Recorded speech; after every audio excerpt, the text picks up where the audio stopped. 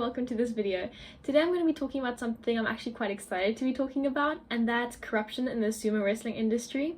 The reason that I'm quite excited to be talking about it is because it's so out of the box. It's such like a concept that I never would have thought of or looked into myself because I don't really watch sumo wrestling. But I was reading the book Freakonomics, which I highly recommend if you're wanting to look at how economics is involved in basically everything in life.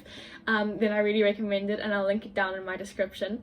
But so I was reading this book, and I think it comes across in the first chapter, but it was basically talking about corruption of the sumo wrestling industry, and I just found it really fascinating and interesting, and so I wanted to share what I thought and what I learned from it. So this video is going to be just based off literally the chapter, well, half the chapter that was written in here. And I've split this video up kind of 3 sections, I think. So the first section is basically just explaining how sumo wrestling actually works, because I did not know. I'm so used to just the Western sports, the cricket, football, you know, just those basic sports.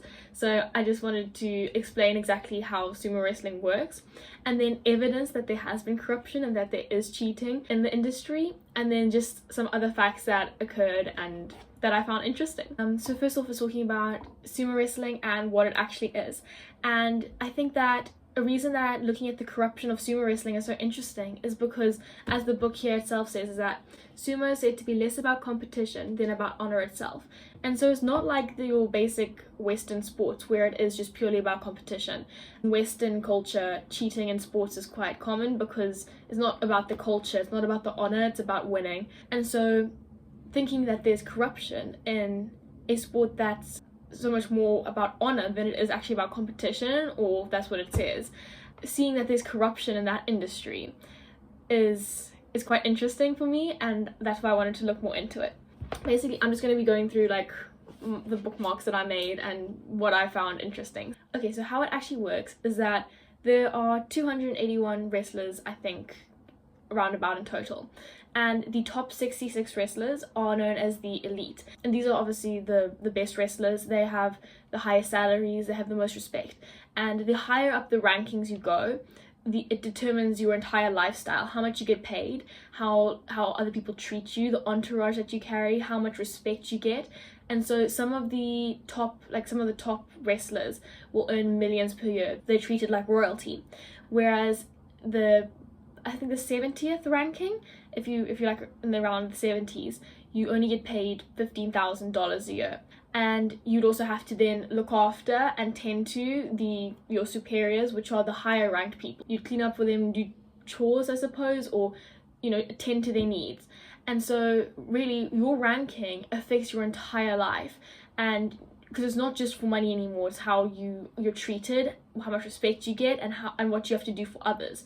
And so obviously you're going to want to be higher up in the rankings. So how you get up in the rankings is through each tournament, and there are 6 of these tournaments each year. So each wrestler has 15 bouts per tournament. If you win more than 8 bouts in a tournament, you go up a rank. If you don't, then you've essentially lost your tournament and you get moved down a position. And so this means that the 8th win for any wrestler is essential. So that's basically how the structure works in basic sense, I'm hoping, and hopefully that shows why wrestlers would need and want to climb to the top. Okay, so then you think, all right, this is all great and stuff, but how do we actually see that there's been corruption? Because the whole point of corruption and lying is that people don't find out. So what the book looked at was when 2 wrestlers go into the bubble, and there's one wrestler that has a 7-7 score and the other wrestler has an 8-6 score. For the person with a 7-7 score, winning would impact them so much more than the person with an 8-6 score would be impacted by losing. So the person with an 8-6 score, he's still going to move up a rank, he's still going to go up, and so then losing one match isn't going to affect him as much as winning a match for the 7-7 person would.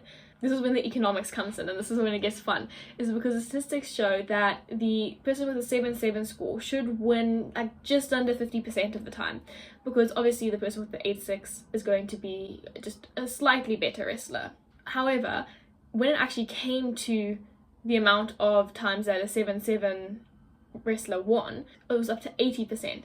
This automatically displays that it's a bit dodgy. There's something not completely right here, because how is it that 80% of the time a person with a 7-7 score is beating a person with an 8-6 score, when it should only be around 50% of the time. So then anyway, you think, okay, maybe it's because they just know they need it a lot more. They're in a lot more intense environment. They know how much they need this to move up. But then it also showed that they met once, the person with a 7-7 score generally wins like 80% of the time. They met again, and the person with a 7-7 score won 40% of the time. And then on the third time they met, it was back to the 50% predicted. So what this could show is the fact that the first time they meet, the person's like, look, I really need this. And they do almost a quid pro quo kind of, okay, I'll give you this. And then the next time you let me win.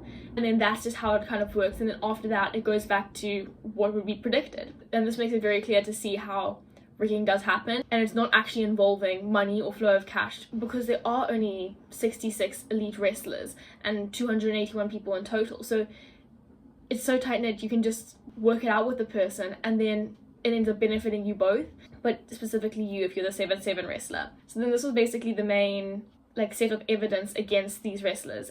The book also spoke about when a 7-7 opponent plays a 9-6 opponent, they only win 70% of the time, because also if you have 10 wins under your belt, you have more to gain because there are cash prizes. The book says that a wrestler with 10 or more victories probably wouldn't throw a match either, since he has his own strong incentive to win. The $100,000 prize for overall tournament champion, and a series of $20,000 prizes for outstanding technique award, fighting spirit awards, and others. With a 9-5 opponent, it also showed how there was a connection, and how 70% of the time the 7-7 person won, whereas it was expected for them to only win 47% of the time. So again, just below 50%. And this again displays how match rigging does happen, and how it's actually covered up very well because there's no way to trace the corruption, and because it's really hard to actually find proper proof. So then you'll think, okay, but why don't people come up and say something about this? It's because it's such a tight-knit community, for one. Second of all, there were actually 2 sumo wrestlers that came up. They exposed all the corrupt wrestlers and dark secrets of the sumo wrestling industry, and basically said that there's drug use, tax evasion. They're also really closely linked to the Japanese mafia called the Yakuza. It's a really difficult place to expose people from.